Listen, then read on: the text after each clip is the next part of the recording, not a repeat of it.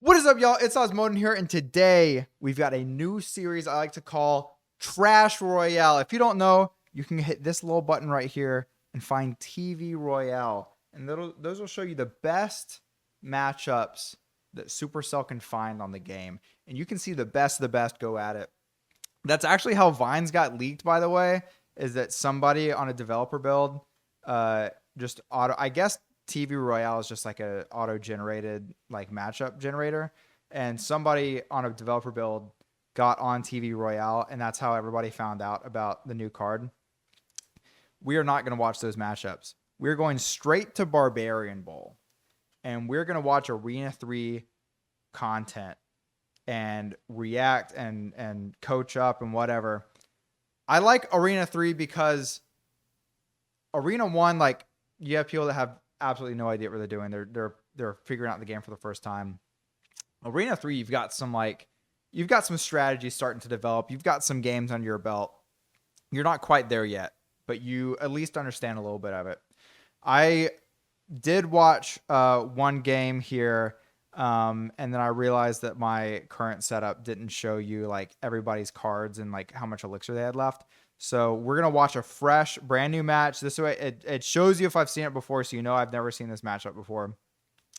We're going to see some of the worst games on Clash Royale, and we're going to read and react to it. I want to start taking bets in the comments between red team and blue team, who you think is going to win, because it's always random every time. So let's hop into one. Let's see what Pepe versus 3MK can do. We're going to call him red and blue just for the simplicity of it. We've got a Furnace build on blue team. Immediately starting out with a Fireball and a Knight and Mega Minion Knight. That's 9 elixir bridge spam. And we've got just no defense for it. They're going absolutely behind the tower, letting the tower tank for their precious troops behind. But a mini P.E.K.K.A. right up front. You know, red might have turned the tide on this real quick. 2 strikes from the mini P.E.K.K.A. And we've got a full health Valk and a full health Musketeer coming in on the left-hand side. Oh my goodness, the Fireball takes it all up. We're not done yet. Pepe is coming for blood. He's got a whole battle ram that rams right into the tower, and blue is in trouble. Somehow they both have the same amount of elixir after all that. But it is just fire, nonstop offense. The only reason that Pepe stopped playing cards is because he literally could not play anymore. And as soon as he gets 4 elixir, the Musketeer comes down. Mini P.E.K.K.A. at the bridge. That is something you're going to find out real quick about Barbarian Bowl. It is nothing but bridge spam here. In Arena 3, it is nothing but bridge spam, and it works for him. You go Barbarian Bowl, bridge spam. Do not fireball that. Oh, he fireballs the tower. Even worse. Even worse. Now we have a whole... You know, this is some elite level gameplay. He had a Valk coming down on the 3 crown side. He smartly puts a battle ram on the right-hand side. And look, now, that entire tower is almost gone. Pepe has taken a massive lead in this one. Already lapped blue team because the right-hand side for blue has even less health than the left-hand side for red. We're going with double mini P.E.K.K.A. bridge spam here. It's a race to the tower, and there's no defense on either side. Both those towers are down, but Pepe has already lapped him. He is already up 1 tower, but that mini P.E.K.K.A. is on the tower now, and all of a sudden, this game has shifted. Blue has more damage on crown tower than red does. Another connection with the ram, and that ram is just the absolute MVP for Pepe today. And he's playing both sides. He's playing both lanes. I really like that from Pepe, that he's playing both lanes. I think that's the first Furnace that we've seen from the blue team, an actual fireball on him. I'm not sure if I agree with that play. We have so much elixir on that left-hand side, and there is nothing that Pepe has on hand to defend with it. He's going to play an air troop. I would like to see a ground troop get in the way of that Knight there. It looks like, oh, we're not going to have enough time for overtime. I was about to say we're about to head into overtime here, but Pepe, I like the win here. Pepe played a much better game, and he got rewarded for it. You don't always see that in TV Royale. Great, you know what? Great plays from Pepe here. I like the way that he played both lanes. You don't always see that in Barbarian Bowl. Played both lanes. Great gameplay from Arena 3. Red team gets the first win. Red versus blue here. Red with the first one. Let's hop into another one. We have two names that I literally cannot pronounce even if I tried. I think that's Russian and some sort of Asian language. So again, we're just going to call them red and blue. Red team has a 9 elixir push coming in on the top hand side. Pretty aggressive here. You don't often see. That's a good fireball. I like the fireball. And no hits from the mini P.E.K.K.A here. Some actual good gameplay from blue. You know, blue is actually doing pretty well here. You expect to see a lot of aggression. I'm surprised to see both of these teams holding on to their elixir. I would like to mention now, red team is a whole 2 levels higher than blue. And he's got 9 elixir cards, 9 level 9 cards versus level 5. So this is not an even matchup at all. I'm wondering if blue's a Smurf account, actually. I've got suspicion because blue's actually playing with some good strategy, and they are severely underleveled in this matchup. I would not be surprised if blue evened the score out by the end of this, just based off of metrics alone. Whenever you see somebody that's severely underleveled, they're playing in that arena because they deserve to be there. It's not because of their cards, clearly. It's because they have better strategy. If he plays skeletons in the middle, I think it's wraps. I think that blue is a Smurf account, is what I think. Blue is playing with too much strategy. You don't see that kind of level of gameplay. 1 elixir counters in the center as defense. You just don't usually see that from a level 6 player, you know? He's got a level 9 elite card. I don't know what level you might start out with.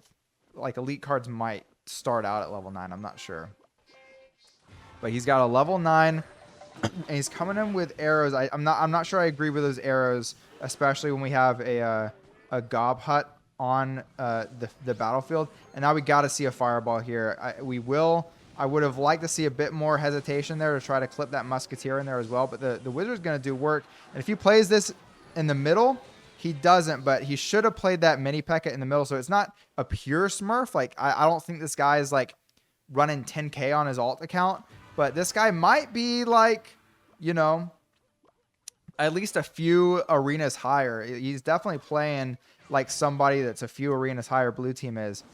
And we've got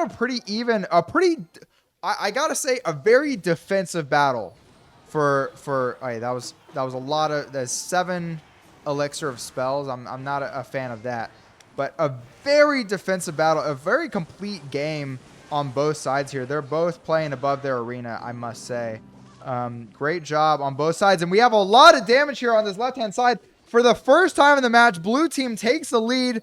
And just too much arrows work, too much spell work there. I would have liked to see a little bit more attention to the minions. That was an elite placement from that cannon. The placement on blue is down. He's got the placement down. That cannon was not only in the center, it was just on the perfect tile. 1 tile off-centered to pull that giant even further. And we have 878 remaining. A lot of spell usage from blue team. I would like to see a little bit more calm and poise out of blue on the spell side of things. But outside of that, blue's been playing a very nice game. Missed the arrows, but the archer will dip out of that section here. The giant's going to get a lot of damage here on this right-hand side. I don't know if blue can take all of that. 1 more hit, and things would have gotten dicey. Red team takes the lead here. 1 shot from the archer. This is going to be close. I have no idea who's going to win this. I have no idea who's going to win this. I think blue's played a better game, but blue is just severely underleveled here. A giant's coming in. I don't know if he has enough. He's got the cannon to pull it. He will be able to stop this encounter and get a mini P.E.K.K.A on the left-hand side. That's got to be responded to by a mini P.E.K.K.A of red's own. We have 38 seconds left. We got to make something happen if you're blue team.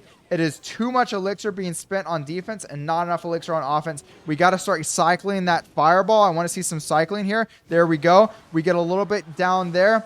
We get some arrows, but not on tower. We got to see a mini P.E.K.K.A coming on the left-hand side. We've got to see a long kite with that cannon. I like what I see there. We're going to see minions are not what we need to see on red side. We have 9 seconds left. The arrows come out. The fireball's got to come out. We got to defend this.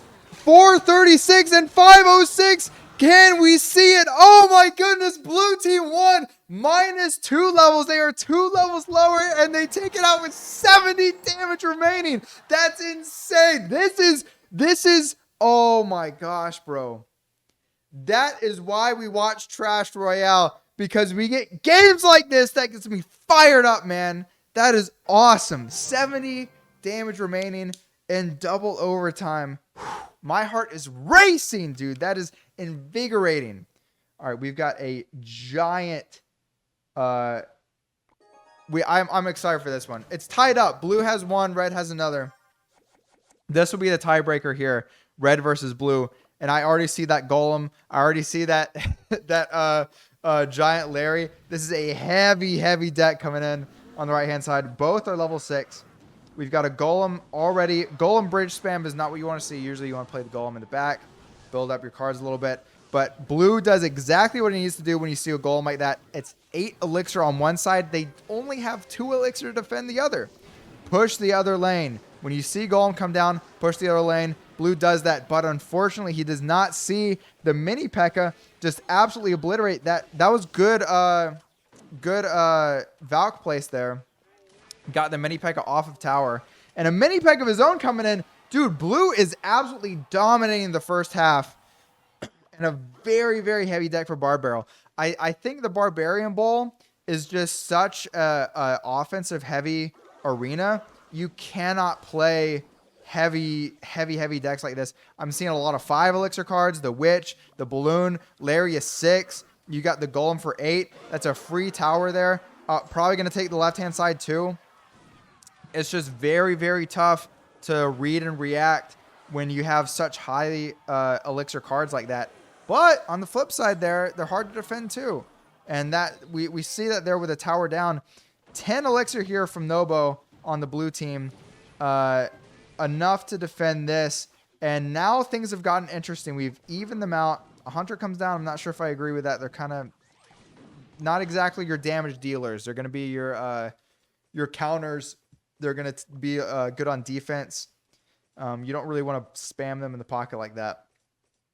Batman's got to rest and recharge here. And we're going to come into double elixir with pretty much full elixir bars on either side.